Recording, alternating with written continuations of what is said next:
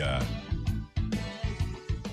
Segunda-feira é dia de tirar dúvida aqui na CBN sobre direito previdenciário. Quem hoje nos atende no quadro Vida e Aposentadoria é o advogado especialista em direito previdenciário, Matheus Navas. Doutor Matheus, boa tarde, seja bem-vindo mais uma vez aqui ao estúdio CBN e ao Vida e Aposentadoria.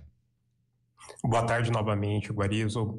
Mais uma vez estou aqui, sempre um prazer estar aqui esclarecendo dúvidas, né, que os ouvintes mandam, tratar sobre essas questões pertinentes aí relativas à aposentadoria. E nas últimas vezes a gente só trazia notícia ruim, né? Quem teve desconto, quem teve, como é que recuperava esse dinheiro. Hoje a gente vai falar de coisa boa, né? E não é a câmera TechPix, não, é pro aposentado. Com certeza, não é a já aposentada, né, câmera TechPix, é sobre os direitos dos aposentados. Tá certo. E são direitos que os aposentados pelo INSS têm e não sabem, né? Vamos falar de alguns deles, doutor Matheus? Claro, com certeza. Podemos já então iniciar alguma dessas. Vamos lá. Então, perfeito, Guarizo. Primeiramente, uma das dúvidas que surgem e que a própria experiência da advocacia me demonstrou que quando ocorre o óbito da companheira, muitas vezes o homem, o cônjuge, que a gente chama no direito de cônjuge supérstite, né, o companheiro que sobreviveu, ele não sabe que ele tem direito também à pensão por morte, em razão do falecimento da companheira. Muitas vezes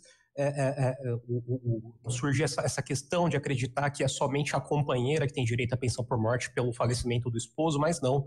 Quando a esposa morre também, o cônjuge, o companheiro, o homem, ele tem direito à pensão por morte. Inclusive, ele tem direito até mesmo, não só no caso do homem, mas da mulher, que está vinculado ao regime geral de previdência do INSS, tem direito à própria acumulação de uma aposentadoria com uma pensão por morte. É claro que veio a reforma da Previdência em 13 de novembro de 2019, ela alterou as regras sobre a acumulação. Antes a acumulação ela era de uma forma integral. Agora, na acumulação, ela já é distinta, né?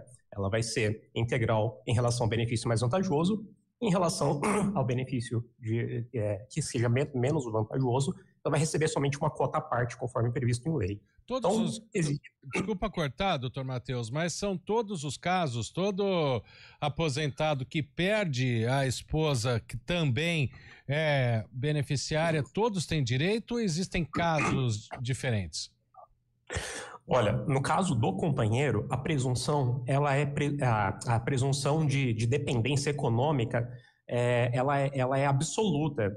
Não há nem uma possibilidade de opor uma prova em sentido contrário. Então, ela abarca realmente todas as hipóteses em que um companheiro ele é casado e ele vem a falecer, o que sobreviveu tem direito à pensão por morte, inclusive acumular também a pensão por morte com uma aposentadoria, por exemplo. E aí só também esclarecendo que no caso do regime geral de previdência, o fato do cônjuge que sobreviveu vir posteriormente a contrair um novo casamento não faz com que ele perca a pensão por morte. Tem isso também? Isso é importante explicar. Isso é importante, porque existe, de fato, Guarizo, alguns regimes de previdência, por exemplo, em Campinas tem o CAMPREV, né? Então, um PM, por exemplo, ele é vinculado a esse sistema de previdência. Nele, especificamente, há a previsão de que contrair um casamento futuro faz com que o dependente ele perca o direito à pensão por morte que vem recebendo em razão do falecimento do primeiro companheiro. Olha só. Bom, e esse é um dos benefícios ocultos, vamos dizer assim, doutor Matheus. Tem mais, né? Sim, quando o segurado ele se aposenta, ele recebe na casa dele um documento que é chamado de carta de concessão. Nesse documento vem junto, escrito ali também um outro papel escrito certidão PIS/PASEP/FGTS. Com esse documento, com um documento de identificação, RG, carteira de trabalho, comprovante de endereço atualizado no nome do segurado, ele consegue ir numa agência da Caixa Econômica Federal para fazer o levantamento do FGTS. Porque a concessão da aposentadoria é uma das hipóteses de levantamento integral do FGTS de toda a vida laboral e até mesmo de algum saldo de PIS aí que tem ali remanescente caso, na época, o aposentado tinha direito e estava lá pendente de levantamento. Existem também outras questões, como a isenção do imposto de renda retido na fonte. Então, quanto maior é o valor do benefício, maior o desconto que o segurado vai ter de imposto de renda que já é retido na fonte. Então, qual é uma das possibilidades de isenção, né, do imposto de renda? Quando o segurado ele vem a ser acometido, Guarizo, por uma doença grave. Tá? Então, existe efetivamente uma norma que ela traz um rol de doenças graves, entre elas o câncer, que é a neoplasia maligna, mal de Parkinson, entre outras. Essas doenças, elas permitem com que o segurado ele possa requerer perante o INSS, comprovada a doença, a isenção do imposto de renda. E a depender, eventualmente, até de uma negativa da autarquia, e ele, por exemplo, ingressando com uma ação judicial, ele consegue até postular retroativamente a restituição desses valores que teriam sido, nesse caso, descontados indevidamente. Então, são essas aí algumas desses direitos ocultos aí que os segurados eles têm direito e efetivamente eles não conhecem, né? O 13º da aposentadoria, por exemplo? O abono anual, realmente. Veja, uma das coisas que é importante destacar, Guarizo, é que a diferença entre uma aposentadoria, auxílio-doença, enfim benefícios pagos pelo INSS e benefícios assistenciais, por exemplo, o tal do LOAS, o BPC, né? Esse benefício assistencial, ele não tem o 13º. A aposentadoria e outros benefícios previdenciários, o segurado ele tem direito a essa parcela a mais aí que ele recebe via de regra quando não tem nenhuma antecipação do governo no final do ano ali, o abono anual, que é o 13º do benefício. Bom, e a questão do PIS, né, foi abordada já, mas para a gente entender um pouquinho melhor, doutor Matheus. Perfeito. Então é o seguinte, o segurado ele aposentou, ele vai receber um documento na casa dele, esse papel, né, escrito certidão, FGTS, PIS, PASEP. E aí ele vai na Caixa Econômica Federal e, em razão da aposentadoria, ele vai poder receber o FGTS. Se ele teve alguma vinculação aí com o serviço público e ele implementava os requisitos, e ele não sacou na época, tem um saldo do PASEP ou do PIS propriamente, que é no caso do segurado vinculado ao regime geral, CLT, ele consegue fazer o levantamento desse saldo remanescente, se tiver esse dinheiro lá, porque na época ele implementava os requisitos. Então, concedeu a aposentadoria, ele já consegue levantar tudo isso. Eventualmente, um saldo de PIS FGTS que tinha lá, porque ele tinha direito e não havia feito o segmento, mas o próprio FGTS na integralidade em si, em razão de que a concessão da aposentadoria é uma das hipóteses de movimentação do fundo de garantia. Agora eu vou mudar um pouquinho o assunto, doutor Matheus, porque chegam chegam mensagens dos nossos ouvintes, fico com vergonha de não dizer antes para o nosso advogado, mas a gente traz aqui a pergunta, que eu tenho vergonha de fazer conta, porque eu sou muito ruim. O Carlos Roberto Rodrigues, ele tem 65 anos de idade, 27 e 11 meses de contribuição, então já vamos jogar para 28 anos, tá?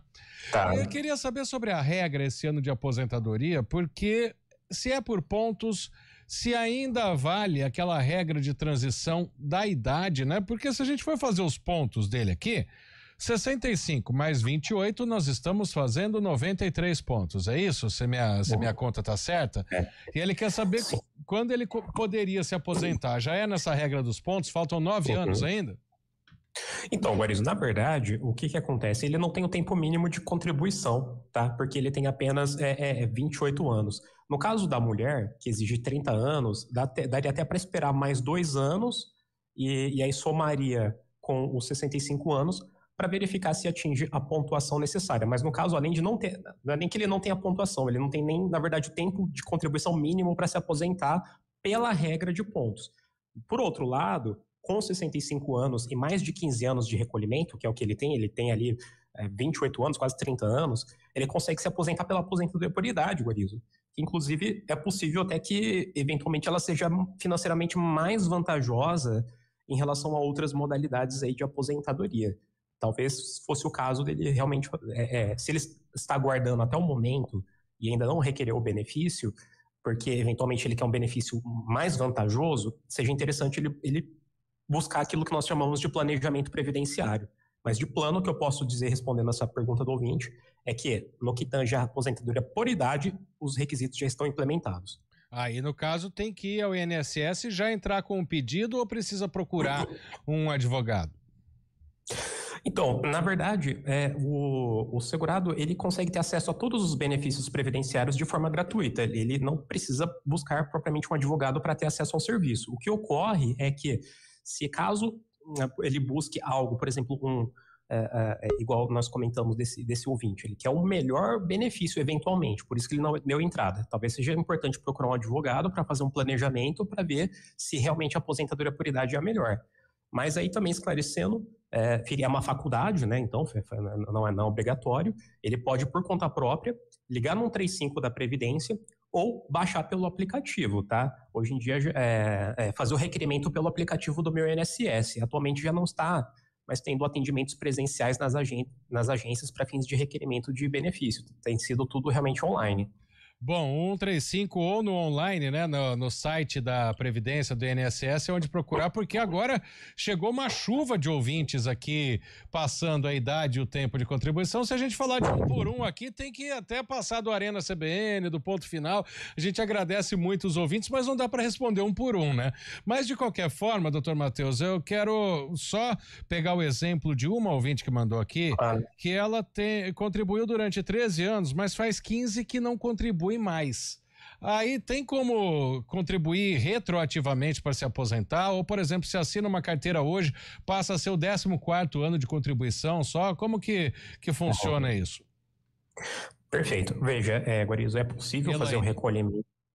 A Elaine, é possível com que a Elaine ela faça o recolhimento retroativo, só que é um pouco complicado. Esse realmente é uma parte técnica que daí eu sugiro que realmente veja com um profissional.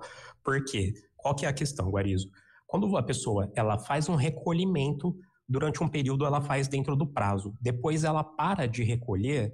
Para ela recolher retroativamente, basicamente tem dois requisitos. Primeiro, na época em que ela estava recolhendo, ela estava pagando em dia, então ela tinha recolhimentos contemporâneos na data exata. E segundo requisito, esse período em que ela ficou sem contribuir, ela não pode ter ficado perdido aquilo que nós chamamos de qualidade de segurado. Então, basicamente é o seguinte, ela pagou durante 13 anos e aí a gente tem que esperar que ela deliberadamente ela tenha parado de contribuir desde então. Mas ela teria que ter também prova do exercício de atividade remunerada nessa época que ela não contribuiu. Então, são dois os requisitos. Primeiro, esse período que ela recolheu durante 13 anos aí, ela tem que ter feito recolhimentos contemporâneos. Segundo requisito, ela também tem que ter prova material, por exemplo, declaração do imposto de renda, de que esses 13 anos ela exerceu atividade remunerada e ela apenas não cumpriu com a obrigação tributária de pagar a contribuição previdenciária. Aí ela poderia fazer um recolhimento em atraso do tempo suficiente para se aposentar, ou simplesmente ter mais 2 anos de trabalho ou de recolhimento e se aposentar por idade com 62 anos de idade. Perfeito. Bom, para quem mandou o cálculo aí, entra no site da Previdência Social, né? Porque foi bastante gente mesmo. Repito, a gente agradece, mas não tem como fazer uma conta de um por um aqui, mas pegamos um ouvinte como exemplo, né? E o ouvinte com 65 anos, isso que foi bastante interessante. Doutor Matheus Navas, advogado especialista em direito previdenciário, participando do Vida e Aposentadoria com a gente. Esperamos que volte logo para conversar nas próximas semanas com a gente. Doutor Matheus, muito obrigado pela participação mais uma vez. Boa tarde. Boa tarde, Guarizo. Boa tarde aos ouvintes. E realmente foi mais uma vez um prazer. Estarei sempre convidado aqui.